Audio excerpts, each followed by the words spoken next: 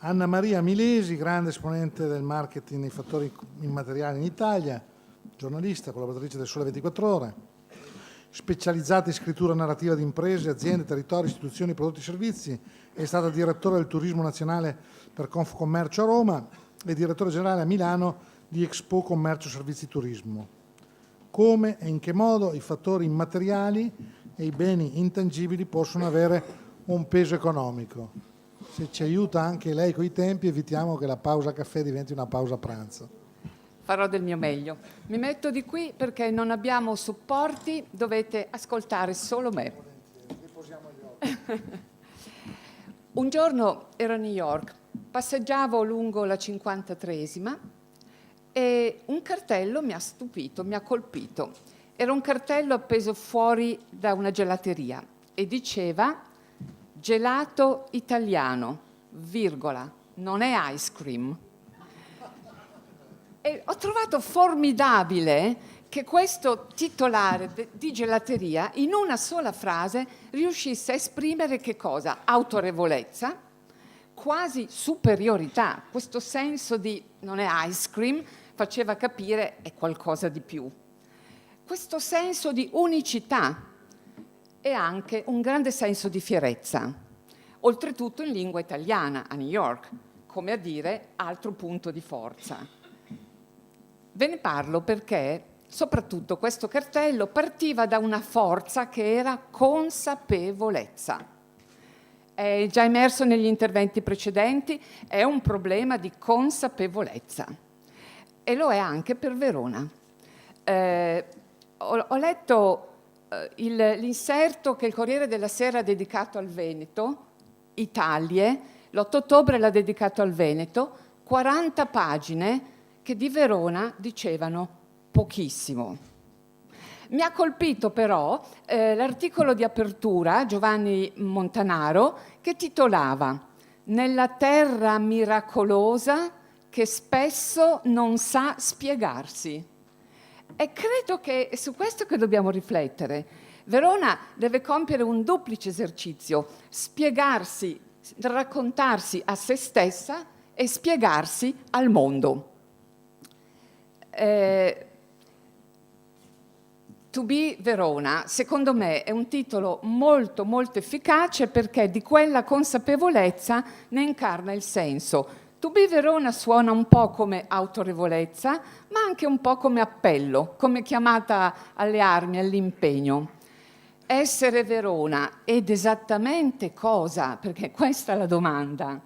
L'hanno detto tutti, tantissime eccellenze, frammentarie però, legate ad ambiti merceologici, che emergono e svettano nell'ambito specifico. Ma qual è la eccellenza di Verona? L'eccellenza globale, circolare, rotonda, quella che poi fa sviluppo anche nel futuro, quella che assurge a dignità di economics.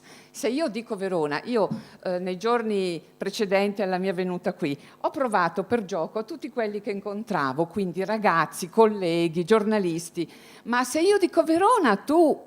E allora le risposte le sapete. I giovani mi hanno risposto concerti, vero? Quindi una visione dell'arena diversa. E poi, vabbè, le risposte c'erano tutte. C'era il romantico con Giulietta, c'era l'esperto professionista Fiere, l'enologo e lo chef, l'ho chiesto, Vinitali, eccetera, eccetera. Ecco, Verona deve trovare un quadro nel quale ricomporre i fotogrammi, perché tanti fotogrammi non fanno il film e tante scenografie isolate non fanno la storia da mandare in onda. Bisogna che trovi un equilibrio tra benessere e bellessere.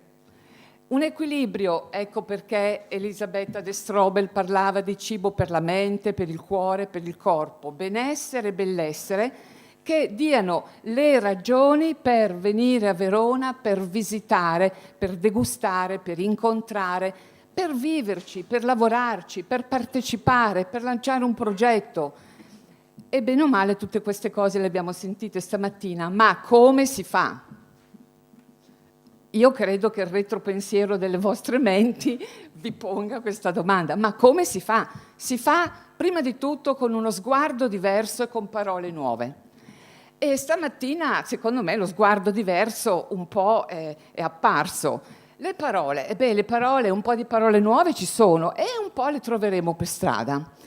Cosa bisogna fare con lo sguardo diverso e le parole nuove? Bisogna riuscire, e qui entriamo nel territorio dei fattori immateriali, bisogna riuscire a trasferire la fisicità di questa città in una identità immateriale, intangibile, che adesso naturalmente vi vado a spiegare cercando di essere anche veloce, perché questa identità immateriale ci accompagna verso la consapevolezza di un patrimonio immateriale di cui spesso addirittura anche le aziende non sono a conoscenza. Molte volte quando faccio consulenza in azienda mi sento dire nella prima riunione: perché noi abbiamo un patrimonio immateriale.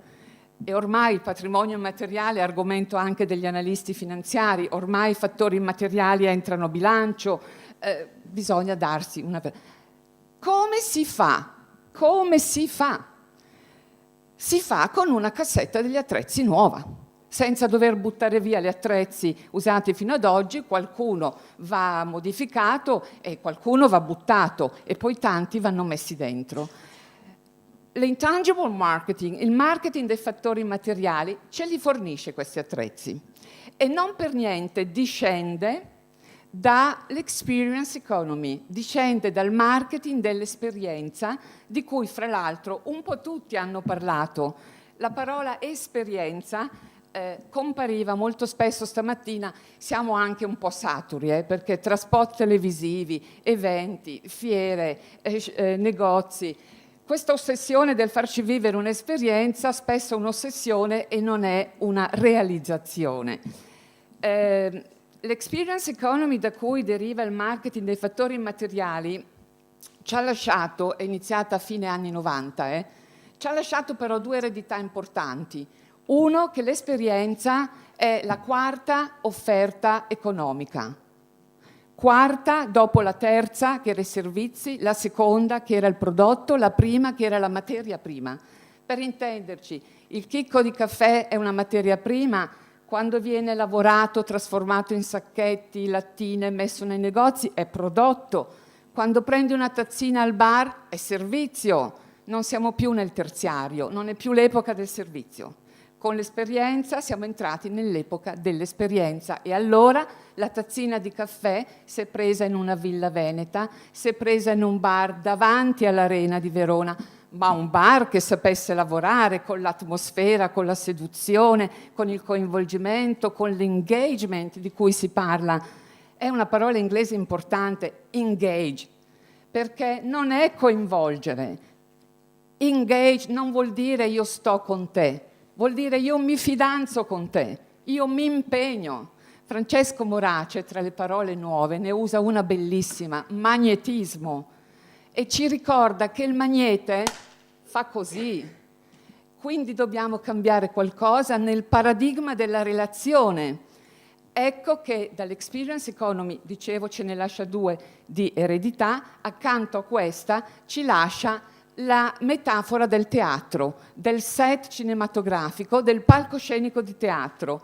Metafora bella, attenzione, metafora impegnativa, perché chi come me fa fiere, eventi, sa bene cosa vuol dire mandare in onda qualcosa. È l'equilibrio perfetto tra idea creativa e ossessione organizzativa, perché è chiaro che se Verona dovesse essere immaginata come palcoscenico, allora se hai un palcoscenico deve avere un regista, deve avere un copione, deve avere i tecnici, devi avere un'attenzione ai dettagli, perché il marketing dell'esperienza dice allora devi tematizzare unificando tutto. Ma andiamo avanti, entriamo proprio per correre nel marketing dei fattori immateriali.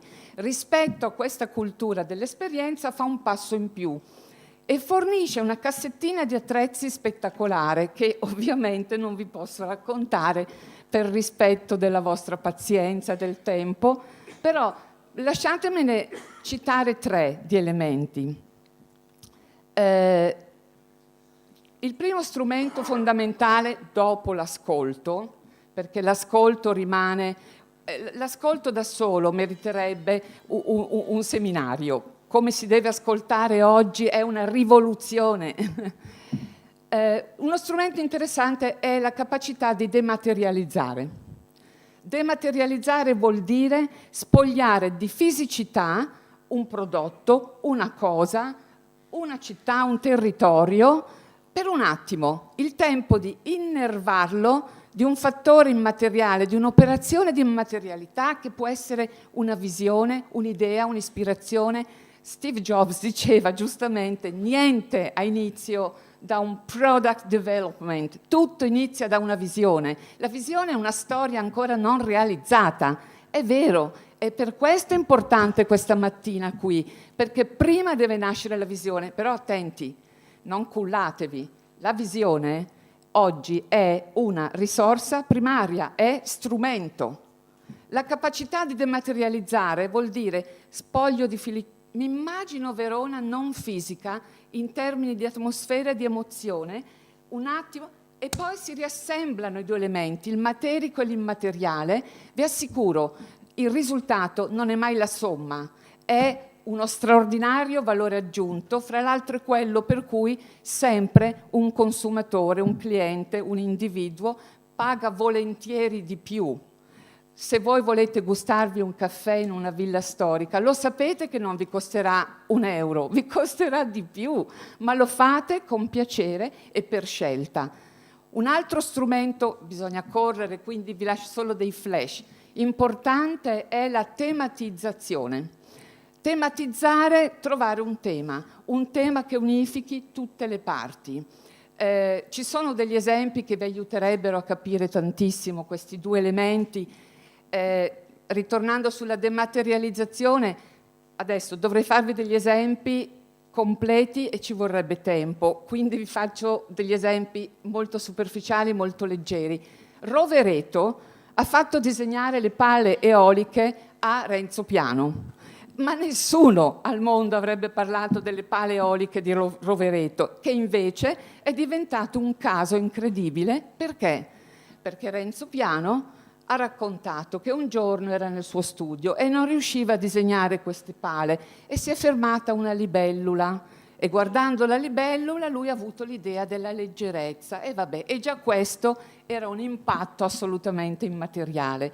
Per farlo vivere in tecnicismi di marketing, il giorno che è stata presentata al pubblico la prima pala eolica è comparsa come fosse una star su un carrello coperta e una voce fuori campo diceva: somiglia a una libellula, pesa come un SUV, basta un condominio intero. Si è aperto il sipario ed è comparsa la libellula.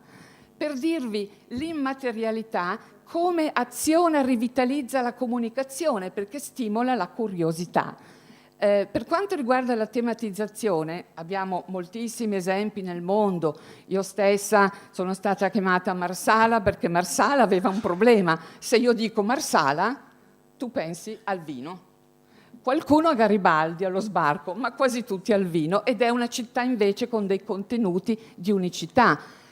Napa Valley in California non aveva risorse, dal vino è passata a un'operazione di accoglienza, di degustazione, di viaggio turistico incredibile, incredibile.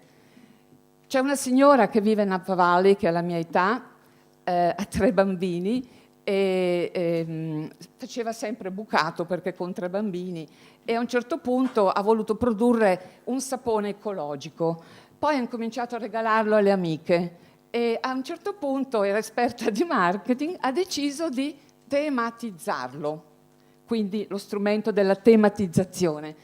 E il suo primo sapone, quando l'ho visto l'ho trovato proprio divertente. Lei ha creato una società che si chiama Napa Company. Il primo sapone era assolutamente del colore del Cabernet. Il profumo, la fragranza inserita era di Cabernet, avvolto in carta di riso perché tu potessi sentirlo, nastrino rigorosamente color Cabernet e appiccicato sotto una piccola narrazione. Quel sapone si chiama tuttora Cabernet Sauvignon. Il successo di questa azienda è stravolgente, è incredibile, andate a vederlo su internet, è spettacolare, dal niente è diventata un'azienda importante. Il terzo elemento che non dovete dimenticare, Nicoletta è esperta di storytelling, il terzo elemento è la narrazione. La narrazione, allora, oggi non si deve più promuovere, oggi si deve narrare. Quindi ci vuole una capacità di narrazione. Io sono specializzata in scrittura narrativa d'impresa perché scrivo la narrazione delle aziende, anche dei prodotti, ma delle aziende, che vuol dire parlare del prodotto, del laboratorio, degli uomini, metterci dentro nel canovaccio che costruisci, le battute che vengono fuori nelle riunioni.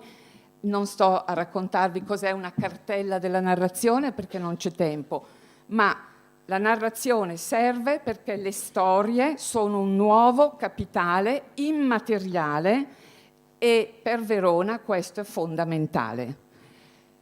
Mettendo insieme tutto questo, allora sì che gli itinerari tematici, non si vende più turismo oggi, si vende il viaggio, il percorso tematico, e allora sì che seguendo questo ragionamento si riescono ad intrecciare i vari percorsi in un'unica realtà. I fotogrammi lentamente diventano un film, le singole scenografie diventano veramente una messa in scena che serve a cosa?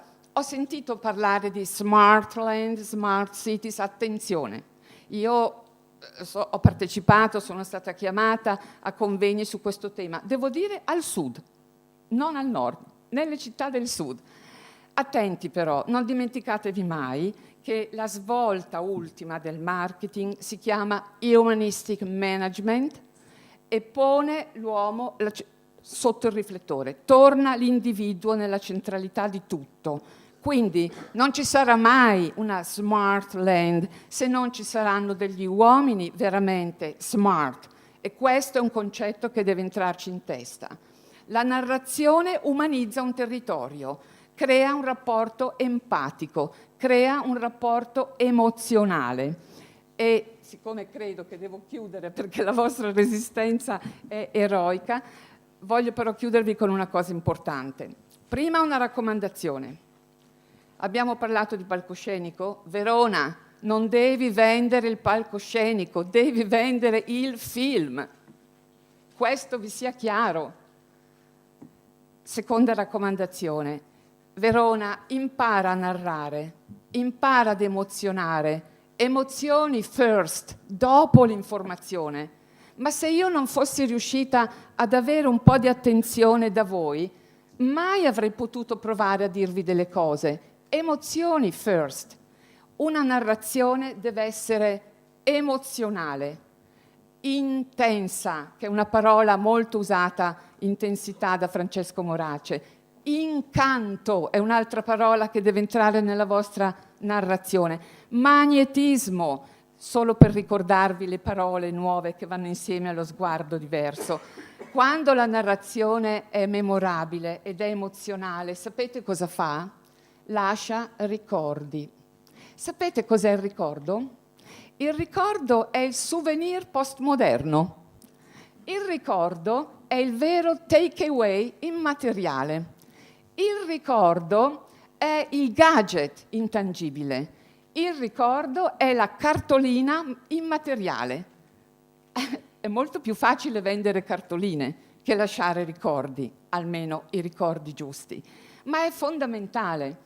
Io ero a Cipro per un incontro di lavoro, ero a Limassol, al Four Seasons Hotel, che non fa parte curiosamente della catena Four Seasons che conosciamo. Quando mi hanno dato la key card per aprire la porta, l'ho aperta, era nella bustina dove si tengono le key card, e da allora ogni volta che vado in un hotel mi tengo le key card perché sono incuriosita da una cosa. Quella che ho ricevuto ieri per dormire qui stanotte, per esempio, è piena di tutto: il numero di telefono dell'hotel, il numero tutto, gli orari del ristorante, gli orari, è molto utile. Però quella key card, sapete, non aveva nulla, aveva i colori dell'hotel, poi l'aprivi e aprendola leggevi una frase che diceva: you can forget, ve lo dico in italiano, tu potrai scordare tutto quello che vedi, but you'll never forget the way it will make you feel, ma non scorderai mai il modo in cui io ti farò sentire qui. Questa è una promessa impegnativa, ma ragazzi, la traccia te la lascia. Allora, Verona, impara a lavorare con le bellezze che hai per costruire una narrazione che sia emozionale, per lasciare un ricordo che sia indelebile, perché il ricordo è quella cosa che tu davvero porti via, ma la porti via talmente profondamente dentro di te che poi ti fa rivivere, ti fa riemozionare, ti fa accendere memories, ti fa venire la voglia di tornare e ritornare e qualche volta di restare.